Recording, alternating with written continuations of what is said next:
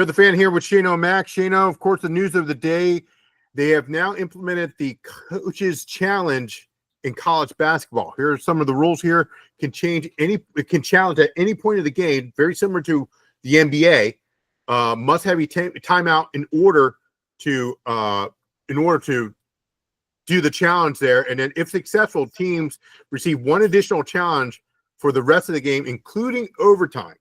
Your thoughts on that? I like the idea that coaches have the chance to challenge something. I mean, we see so many times that refs get something wrong, and like I want the correct thing to be called, right? So I like the idea to challenge something.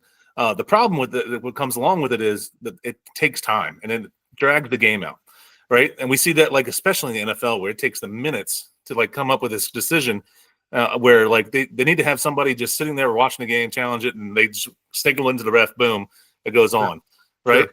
I think that what could help with that is so the penalty right now for that they're saying is that they just get charged a timeout if they get the challenge incorrect, right? So I kind of like how hockey does it.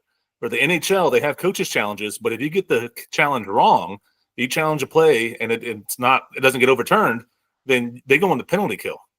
So they have to send a man to the penalty box and they have to play 5-on-4 for 2 minutes if the coach challenges something and gets it wrong. Ooh. So if you challenge a play, you better be sure, because if you don't, your team's on the Well, you should do a two-point technical. It should be a technical foul, like a flagrant one, and then you get the ball as well.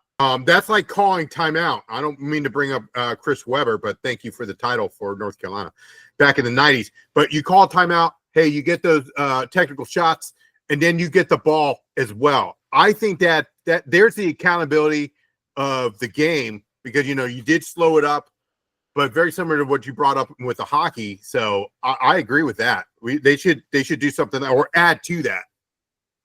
Yeah, I mean, because like in hockey, they do have coaches challenges, but like those coaches make sure that like they really want to challenge it because they know their team is going to get penalized if they get it wrong.